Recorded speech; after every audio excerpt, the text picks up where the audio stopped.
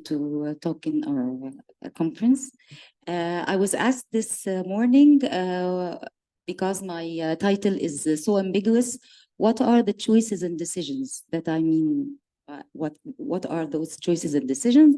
And I think since we are in a pediatric neurology conference in an epilepsy session, so what choices do we have and what decisions do we have to make? Epilepsy. We have so many choices of anti-epileptic drugs, so we have to make so many decisions and sane decisions to pick the right anti-epileptic drug. Just a disclosure, this session was, this presentation was sponsored by Tyratam and Dalus, but the content is not affected by them by any way. Since William Gower accidentally discovered that bromides have anti-epileptic properties in 1857, the quest of finding more medications to control epileptic disorders was never ending. So many drugs were introduced to the market since then, and our armament of anti-seizure medications has dramatically increased along the years, specifically in the last 4 decades. By the way, anti-seizure medication is a term that I'm not used to. I'm used to anti-epileptic drugs, but now it suits the drugs more since they do not control the disease, but rather control the seizures.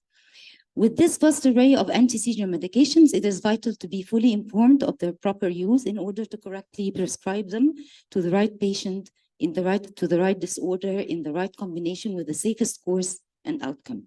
So with the privilege of so many choices comes the difficulty of making the right decisions.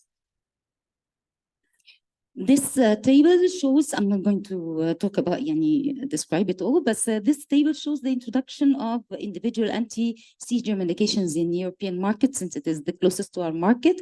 Of course, came after bromides in 1857. They came 7 drugs, and they comprised the first generation drugs. And they were so efficient and still efficient, but with side effects and interactions.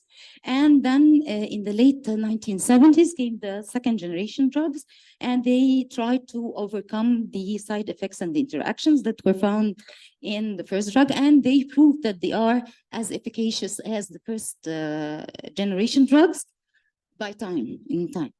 Then came in 2010 till date, came the third generation anti-epileptics, and I like to call them the edge because they are analogs of older anti-epileptic drugs, and they are drugs that have newer mechanisms than the mechanisms we know about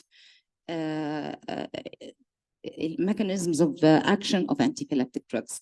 Just a short slide, because we will refer to the mechanisms of action afterwards, is that most anti-seizure medications have multiple mechanisms of action, more than one of what I will mention, to promote the neuronal firing stability. These include, of course, potentiating the GABA neurotransmission, inhibition of the glutaminergic neurotransmission, alteration of voltage-gated ions, inactivating the sodium and the calcium channels because they are mainly, their function is depolarization, and activating the potassium channels, which works in depolarization of the neuronal fire of the neurons. So this table shows that there are multiple, each anti-epileptic drug has, anti-seizure medication has several multiple mechanisms of action. Most of them, the main mechanism of action is mainly يا إما voltage gated sodium channel inhibition أو GABA potentiation. We have the ethosuximide. It has one mechanism of action, and this is the inactivation of the low voltage gated calcium channels. And of course, there is the known levetiracetam, which introduced a novel mechanism of action, which is the modulation of the synaptic neurotransmitter.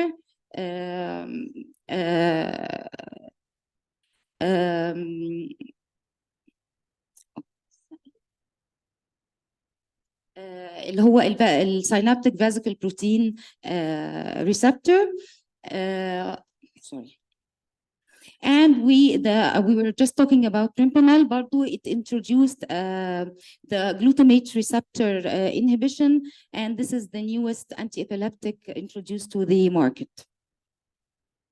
So back to what I was talking about, our choices and decisions. To know our choices and to make sane decisions, I'm going to attempt to answer these 4 questions.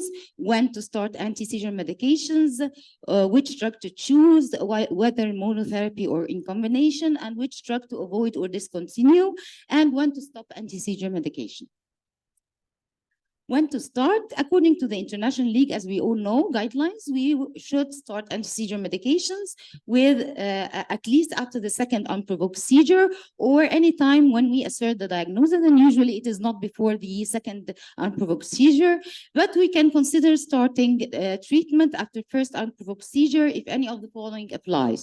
If the examination identifies signs of a neurological deficit, if the EEG is abnormal and shows unequivocal epileptic activity, if the brain imaging shows any structural abnormality, or if when discussing with the caregiver or the patient the risk of seizures, the risk of having another seizure is unacceptable. So which drug to choose? And we're going to talk about monotherapy and combinations. The goal of anti-seizure drug therapy is to achieve seizure control while keeping undesirable side effects of those drugs at a minimum. To achieve this goal, we should always attempt to reach 0 seizures using just one drug or combine more than one rationally, and we are going to talk about this rationalism.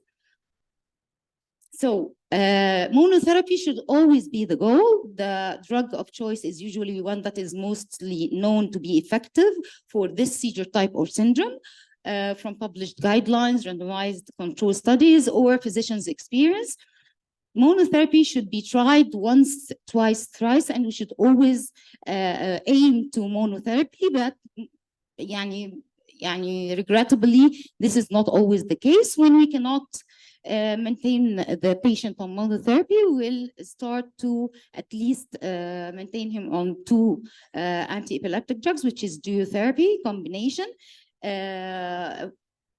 Anyway, polytherapy starting from duotherapy is usually used in syndromes and multiple seizure types like absence and Lennox-Gastaut syndrome and other syndromes. It is unlikely that polytherapy with 3 or more anti-epileptic drugs will produce any additional significance and sustained control. The only situation where 3 drugs are acceptable, I'm talking about dreams, is acceptable is during substitution when one drug is being introduced as another is withdrawn. Unfortunately, it is usually far easier to initiate polytherapy than to terminate it, and this is our pitfall, and this is our dilemma, and this is a choice, and that's why we should know our choices, because this is one of the most difficult decisions we have to make in treating epilepsy with drugs. Okay. Talking about the first-line drugs and the add-ons in different seizure types and the known epilepsy, some of the important and known epilepsy syndromes, we will find that focal seizures as a seizure and benign epilepsy with centrotemporal spikes, which is formerly known as Rolandic, with focal seizures also, has so many choices and array of choices that we can use. And like of course, from the first generation, the carbamazepine, and we have lamotrigine, oxcarbazepine, and levetiracetam and topiramate. The same is used in benign Rolandic epilepsy. In generalized seizures, if the seizure types are GTCs or tonic GTCs, we can use any one of those drugs that I mentioned before. Tonic or atonic seizures, we have the choice of valproate and lamotrigine, and we'll talk shortly about the combination of valproate and lamotrigine. But in seizure types and syndromes that that includes absence or myoclonic seizures, as Dr. Marianne was saying. These seizure types and syndromes, we have choices that are a little bit limited because we have ethosuximide, lamotrigine, and of course valproate, the oral valproate, and we have anti-epileptics and drugs that worsen those types of seizures, like carbamazepine, gabapentin, oxcarbazepine, and of course the phenytoin, which is something we face when the patient comes with status epilepticus and he is diagnosed with one of those seizure types or one of those syndromes. We are really limited in using IV anti-epileptics because phenytoin worsens these types of seizures and syndromes containing these seizures. Any combinations of the anti-epileptic drugs that we have now, whether old or new, can be used according to the guidelines, published studies, and physicians' experience, as long as we can avoid those anti-epileptic, anti-seizure medications in the ones they are contraindicated in. So in polytherapy, before attempting to apply polytherapy, we must revise the diagnosis. If monotherapy is not working, before adding another drug or two, we must revise the diagnosis, check compliance, monitor serum levels, and apply rational combinations. This rationalism is theoretically determined by the drug's known or postulated mechanism of action, particularly by following clinicians' experience. Consideration must be given that we use in polytherapy, we use drugs that work in synergy and does not work in antagonism. And I will mention what is the meaning of synergy and antagonism shortly. But in applying polytherapy, we have there are some principles that we must follow, having different, using drugs that, anti-seizure medications that have different mechanisms of action, and to avoid combining drugs with similar mechanisms of action. We use drugs that do not have complex pharmacokinetic interactions, do not use drugs with similar adverse effects to augment the adverse effect, and use drugs that can be combined to the minimum dose to produce the maximum effect. Some guidance in Barbu applying polytherapy is to establish optimal dose of baseline agent, titrate new agents slowly and carefully, be prepared to reduce the dose of original drug, replace less effective drug if response is poor, try a range of different two therapies, and add a third drug if still suboptimal control, and devise palliative strategy for refractory epilepsy. Now we are going to talk about this principle of synergy versus antagonism. Synergy, it means that the anti-epileptic drugs that we use work together. No solid evidence of synergy of anti-epileptic drugs, but studies till date show that there are many synergistic combinations of anti-seizure medications. After applying the aforementioned principles, most clinical trials and clinicians' experience have found that these proposed combinations can be considered synergistic. Sodium channel modulators with GABA potentiators, valproate and lamotrigine combination in general are very successful. Lamotrigine and valproate together rather than lamotrigine and carbamazepine or phenytoin. Valproate and ethosuximide in absence of epilepsy, of course. Phenobarb and phenytoin in generalized tonic-clonic. Carbamazepine or valproate with vigabatrin in focal seizures. And lamotrigine and topiramate for a range of seizure types. But what about antagonism? It is the interactions, drug-drug interaction, which occurs most commonly in the older generation anti-epileptics, as they can affect the metabolism, the metabolizing hepatic enzymes, are the most to produce interactions. Carbamazepine, phenytoin, and phenobarb are the enzyme inducers, which cause increased metabolism of concomitantly prescribed tongue twister, prescribed protein-binding drug. In contrast, valproate acts as an enzyme inhibitor, of course, as we know, and it induces toxicity if used with another protein-binding drug. Both inducing and inhibiting anti-seizure medications can raise significant concern when managing certain comorbid conditions, not only epilepsy, but where therapeutic doses of medications are of utmost importance, like cancer, endocrine disorders, and cardiovascular disease. This two-way interaction table between the anti-seizure medications, they are giving you the old generation, first generation medications to get on the x-axis. On the y-axis, you have the second and third, some of the second and third generation. And the first in the box is the effect of the second generation drugs on the first generation drug. And the second in the box is the first mentioned is the effect of the second, and the second mentioned is the effect of the first on the second. As we can see in the old generation, our first generation antiepileptics, ethosuximide is completely innocent. It does not affect any of the antiepileptic drugs, the new antiepileptic drugs, and it is not affected by them. In the first and second and third generations, gabapentin and levetiracetam, which is commonly used by us, are also innocent. They are not affected, rather, or affects the other antiepileptic drugs. And there are an array of interactions, and one of the most important interactions that we know is the interactions due to enzyme induction and enzyme inhibition, as we mentioned before. Anyway, the third question that we are always asking ourselves, and which I'm going to attempt to answer today, is which anti-seizure medication to avoid or discontinue. Of course, we avoid and discontinue any drug that caused serious unacceptable adverse effects, any side effect unacceptable by the patient or the guardians, or of course affecting the general health seriously. Any drug that is contraindicated due to comorbid condition, hypersensitivity, age and sex-specific considerations, or anti-epileptic drugs who are, as I mentioned before, used in seizure types, certain seizure types and syndromes. And we should avoid also seizure drugs that aggravate seizures. They are generally drugs affecting neurotransmitters and tampering with anti-epileptic drug levels, and I'm going to mention them later.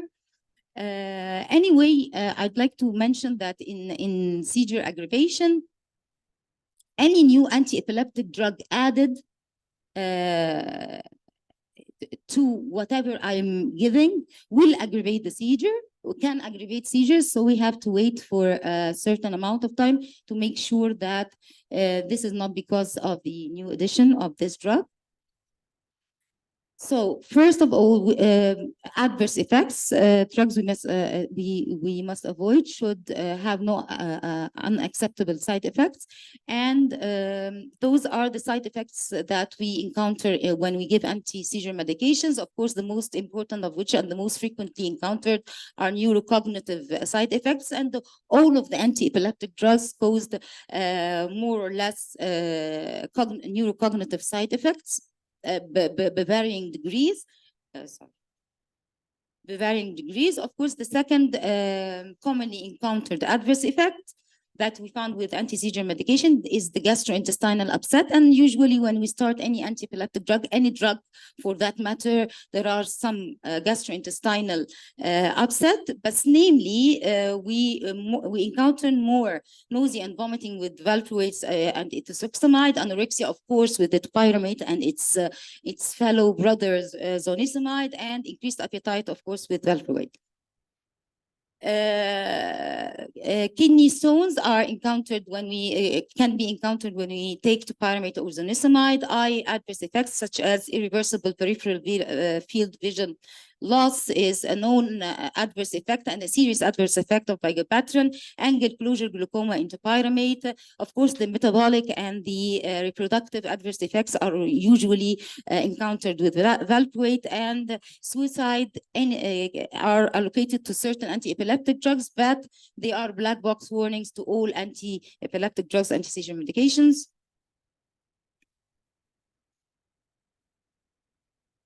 Of course, there are allergic rash, and the most important of which, and the very well known is lamotrigine, although phenytoin, phenobarbital, carbamazepine can cause Steven Johnson, up to Steven Johnson skin rash. Hepatic failure طبعا is and pancreatitis is with valproate. Bone marrow depression is with can be met with aplastic anemia with carbamazepine and phenytoin, and electrolyte imbalances with carbamazepine and pyramate. These are very important drugs that can cause this adverse effect. Second, what drugs should be avoided? The drugs that are contraindicated. Hypersensitivity is a universal and absolute contraindication to any drug. Enzyme-inducing anti-epileptic drugs should be avoided in patients with chronic medical conditions, as I said, to minimize interactions. Valproate, carbamazepine, gabapentin, and pregabalin can cause weight gain and should be avoided in obese patients. Topiramate is zonisamide, cannot be the first line of treatment in patients with renal calculi.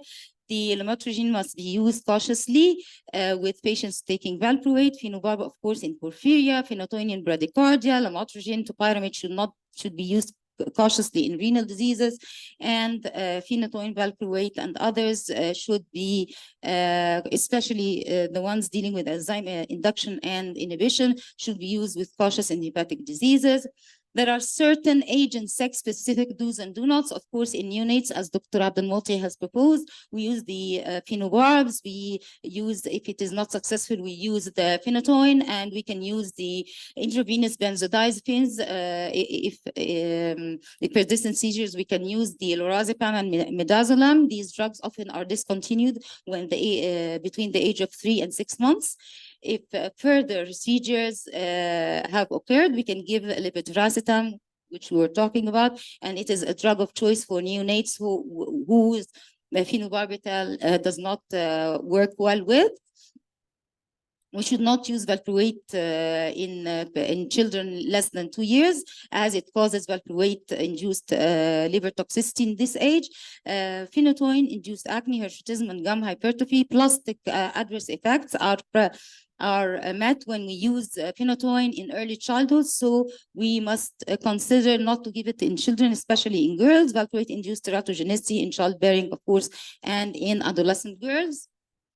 Which seizure medications which medications aggravate seizures? As we mentioned before, those enzyme inducers and enzyme inducers aggravated because they lower the other anti-epileptic medication serum levels. Anti-seizure medications that aggravate seizures are more likely to have one of those mechanisms of action, either the gamma aminobutyric acid mediated transmission, or they block the voltage-gated sodium channel. Certain anti-seizure medication worsen certain seizure types, as I mentioned before. This detrimental effect of those drugs is not fully understood, yet affecting the neurotransmission is a proposed mechanism. I mean the carbamazepine and co in myoclonus and absence. Seizure with generalized spike and wave discharges are generally worsened by those anti-epileptic medications, as Dr. Marianne has mentioned. Anti-seizure drug-induced seizure exacerbation should be considered, and the accuracy of diagnosis of the seizure type should be questioned whenever there is seizure worsening or the appearance of new seizure types after the introduction of any anti-epileptic drug. Other drugs other than anti-epileptics that worsen seizures are antidepressants like bupropion, tricyclic antidepressants that increase glutaminergic neurotransmission, antipsychotics, typical and atypical cause aggravation of seizures. Anyway, all of this list, these drugs are generally affecting neurotransmission or tampering with anti-epileptic drug levels. These are the two causes that can be incremented. We saw back to what I was saying, antipsychotic stimulants, cyclosporin, anti-solid tumor rejection medication, the first generation diphenhydramine, the antimetabolite methotrexate, opiates, tacrolimus, thiophelin, and asthma and chronic obstructive airway diseases, and antibiotics, especially penicillin, Penims and macrolides and antituberculous medications. When to stop anti-epileptic drugs in children, the consensus is after 2 years of remaining, of course, putting in mind that there are certain syndromes that we cannot stop anti-epileptic drugs with, but generally we stop after 2 years in children. It is in adults, the risk of recurrence is more, so we stop after 2 to 5 years. The risk appears to diminish with time if an individual continues on anti-seizure drugs without further episodes, but after 5 years, no subsequent increase of percentage of seizure freedom after stoppage is usually detected. So the mark should be 5 years if anti-epileptics are to be withdrawn. That is in adults. And in the situation I'm going to mention in the coming slide, where the risk of recurrence is higher.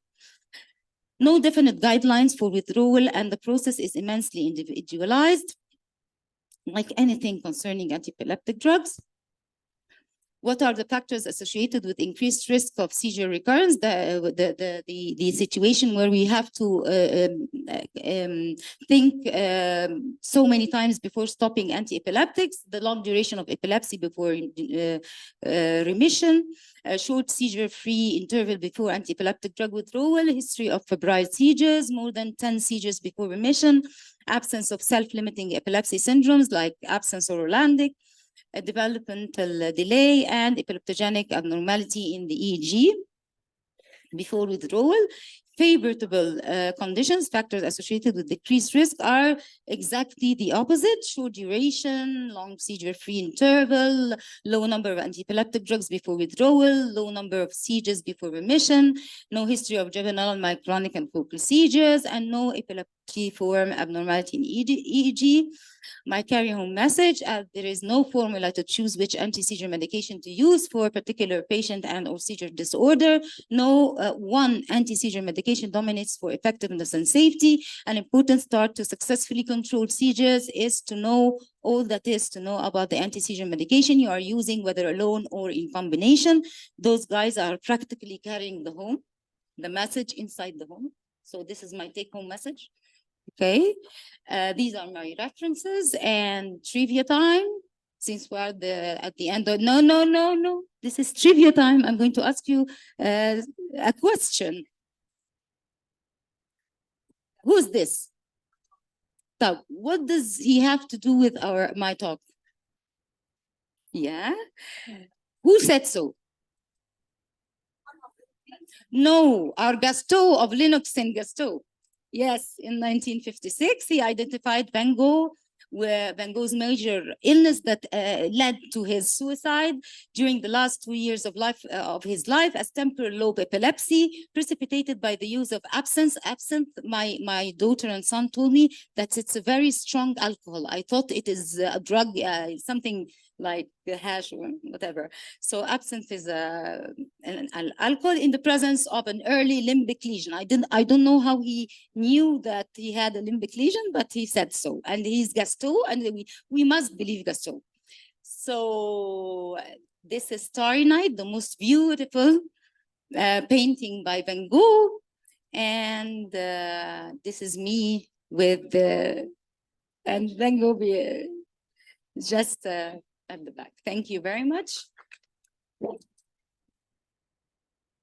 Thank you very much دكتور رشا. بس انا ليا كومنت لو سمحتي. وانت بتقدمي في اول سلايد، احنا طول عمرنا عارفين ان الانتي ابيليبتيك ما تبداش غير بعد السكند انبروفوكد سيزر. انا عارف ان في 2017 الليج غيرت الكلام ده وبقت تقول ان احنا ممكن نبدا بعد الفيرست انبروفوكد سيزر لو في شويه كرايتيريا، بس انا متحفظ على الكلام ده، والحقيقه ارفض كلام الليج في هذا الموضوع. لو دخلنا نفسنا في القصه بتاعت ان احنا ندي انتي ابيليبتيك بعد الفيرست انبروفوكد سيزر طبقا للكرايتيريا اللي حطها الليج، هندخل العينين في دايلما ملهاش اخر. فانا اسمع رايك، بس انا ما زلت متحفظ ان احنا لازم نبدا بعد السكند مش بعد الفيرست ايا كان الكرايتيريا. لو حضرتك تاخد بالك في اول جمله انا قلت ايه لما to assert the diagnosis. This is the first and foremost يعني guide to انا assert the diagnosis ان هي بعد الفيرست وانا مشخصها انها epileptic seizure for the first time. ابدا انتي ابيليبتيك ولا ما لا؟ هو لو في unequivocal EEG findings يعني ايه؟ يعني findings that cannot be found except in epilepsy تمام. مثلا، او لو انا عندي فعلا lesion and it is documented we can start. بس على فكرة انت you don't start anti-seizure medications except after discussing with the patient and the patient guardians. Some patients come to tell you that I want to start, I don't want to see the seizure again. And some postpone even after 3 and 4 unprovoked seizures. So we are guided by those guidelines. By my experience, if I see a video and I'm sure that this is a seizure, and by the patients, the guardians, and of course, what you're saying is right. When we start anti-epileptic medications, it is so difficult to withdraw them.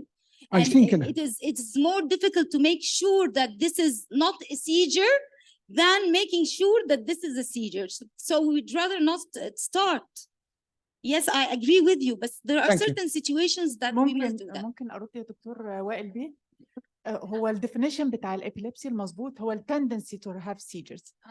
التندنسي يعني لازم الريكورنس يكون أكتر من 60%. لما بيجيلك تاني مرة ده غالبا هتعدي خلاص، انت عديت ال 60%، you will have recurrent seizure، فيو ار يعني مسموح لك تبدأ علاج.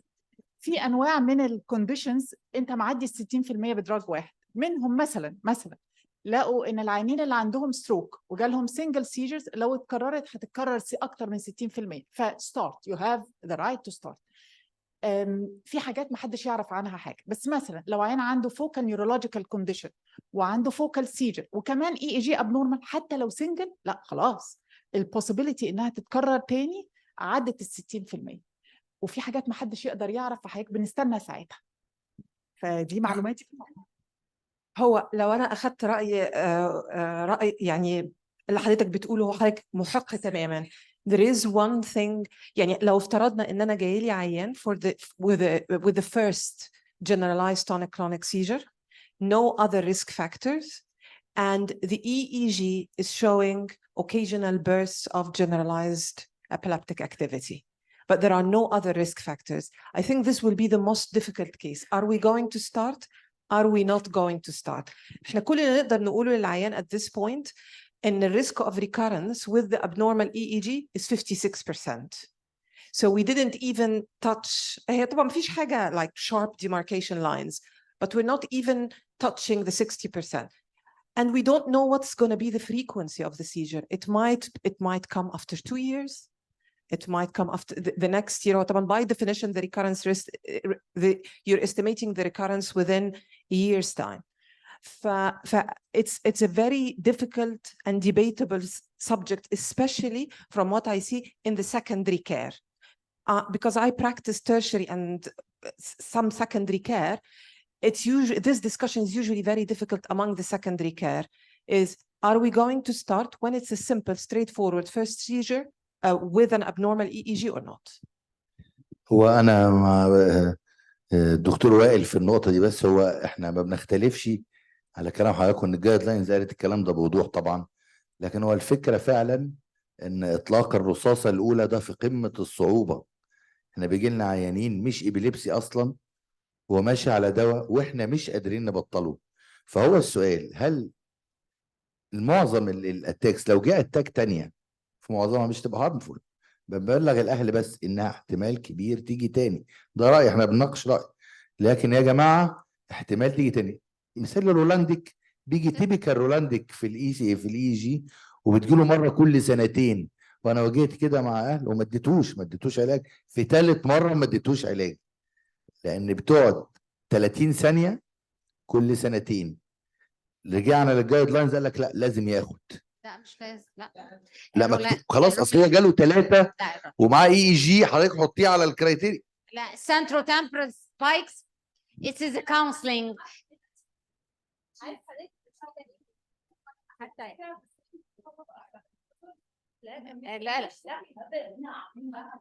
لا لا خلاص. هي بس الفكرة الوحيدة إنه حتى البناين رولانديك epilepsy is not benign anymore. فإحنا childhood epilepsy with centrotemporal spikes. طب لو أنا البيشنت ده بيجيله seizures كل شوية، كل 6 شهور أو كل سنة، وعنده مشاكل في المدرسة أو عنده attention issues، would I blame إنه أنا didn't start treatment؟ ده في articles دلوقتي على الفوليوم بتاع centrotemporal spikes وأنا نايم. Is it interfering with the memory consolidation أو information؟ فit's another dilemma يعني whether should I treat to consolidate the cognitive functions والattention ولا wouldn't I treat عشان ال side effects of medication. بالظبط انا نزلنا كان هيوم العكس. لا and it is a dilemma which depend on the counseling. when and every time the seizure come whether every 6 months and 1 year احنا بنيجي تاني ونقعد تاني ونتكلم ونشوف هل في school achievement فيها مشاكل، هل في social، ما فيش حاجة والأهل اوكي تمام خلاص بنكمل. لا هم مش عايزين يشوفوا فعلا القصة دي تاني برضو تمام. في حاجات we can counsel فيها according للناس. احنا ما عندناش rescue drug في بلدنا، فبرضو we can must take this in consideration. الناس اللي بتحط هناك دي عندها rescue drugs، احنا ما عندناش. فcounseling والtype of patient في certain types زي الرولانديك. هيك عندك عيان CP او hydrocephalus او microcephaly وجاله مرة واحدة، you will treat or not you treat خلاص هيجي له مليون مرة. ده خلاص هيجي له مليون مرة. ده سهل. النورمال واحد لو جات له GTC once وزي ما قالت الدكتورة مريان typical، حتى يعني في من اساتذتنا الدكتوره ان وبعض الاساتذه في الالكتروفيسيولوجي بيكتب لك ايه genetic primary epilepsy. ده هي قدرت تشخصها من الEEG. ف it is an EEG بتقول لك تشخيص فيكم خلاص. لكن if you are in doubt wait and see، بس يكون عنده ريسكيو قريب. Thank you دكتورة أمنية. Thank you very much. We have to عمري ما close شفت the حد discussion and متضايق. go on with the next speaker. The next speaker is Professor Noha Tharwat. She is a very good friend of mine, and she is a assistant professor of pediatric neurology in Mansoura University. And she is going to talk about a very interesting subject, artificial intelligence.